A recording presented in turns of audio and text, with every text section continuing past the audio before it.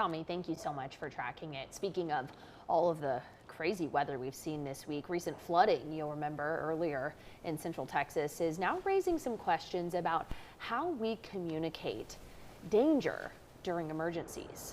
And we often hear the phrase, obviously, turn around, don't drown when it comes to this flooding. But why do some people still ignore those flood warnings? And are there better ways to get that life-saving message across to people? Here to walk us through all of these questions and more is Dr. Keri Stephens with the University of Texas at Austin. Keri, thank you so much for joining us today. Thank y'all for having me. Such an important conversation, particularly after a lot of the discourse we heard from folks, some not happy they were woken up by warnings, others very thankful to see those warnings on their phone. Talk about what makes flood warnings particularly challenging, maybe compared to other types of emergency alerts that folks get. Yes, well, I often tell people that there are a lot of different actions that you might need to do when you get a flood warning. So, for example, with a tornado, and I grew up in Tornado Alley, many people in this area have, you get low, right? Well, you don't necessarily want to do that for a flood. Sometimes you want to evacuate, sometimes you want to avoid flooded roads, sometimes you need to stay exactly where you are and not go outside. So that's one of the biggest challenges is that people have a lot of different things that they could do to be safe in floods.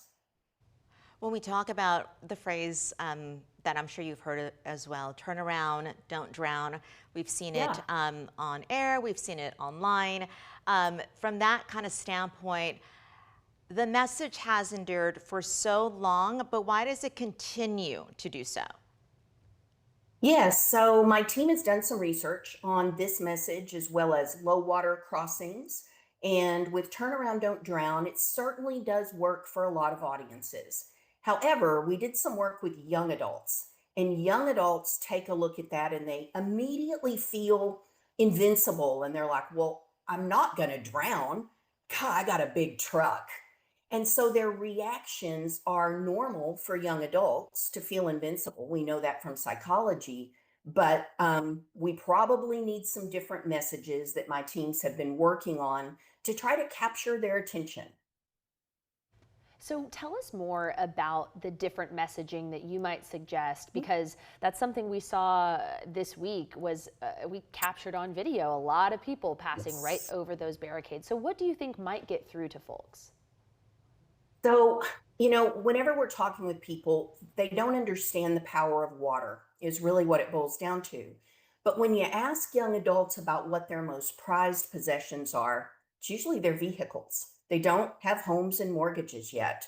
And so my team worked on some messages, and it would appear that for young adults, a message, keep your car high and dry, works quite well. And the reason is that they immediately see that message and they go, yeah, God, I don't want my insurance premiums to go up and I don't want to hurt my car. And so I know that that may sound kind of odd that people don't think about their lives, but when you feel invincible, you know your car is not invincible.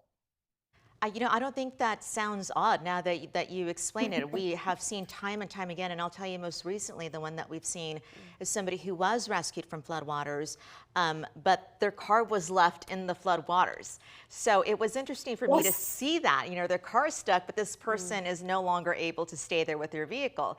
But if you put it together and say, your car's gonna get stuck, then maybe you don't go Yeah. through that high water. Exactly. And, so we need to be thinking, I think, and coming up with some new messages. We don't need to necessarily replace all the ones we have, but we need different messages for different audiences. And I'll give you another example. In a lot of places, we have signs that are called low water crossings.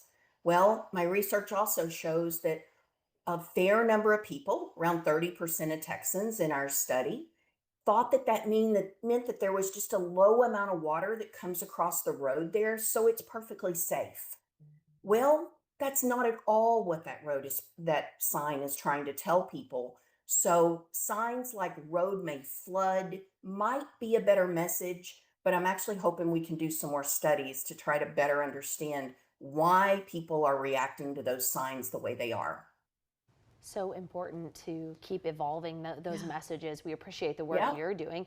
I do want to ask you though, what's not changing? There are some consequences too, other than your life being at risk, your car being flooded, but there's some other consequences for folks who don't listen to those warnings.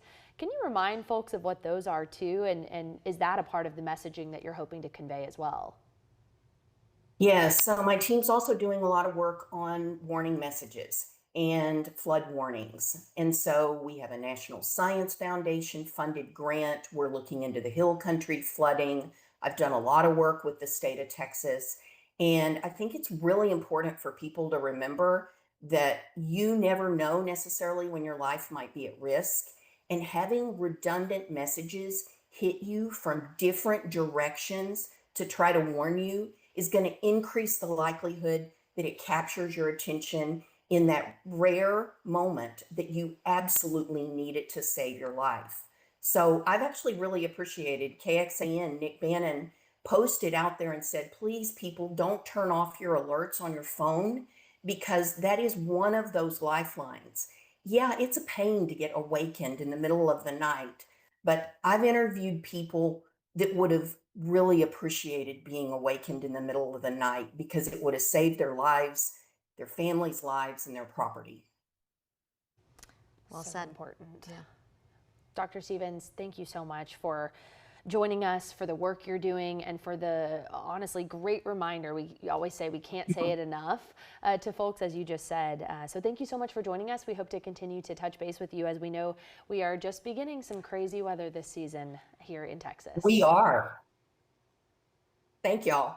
Thank you very much. Okay, we'll be right back after the break with another check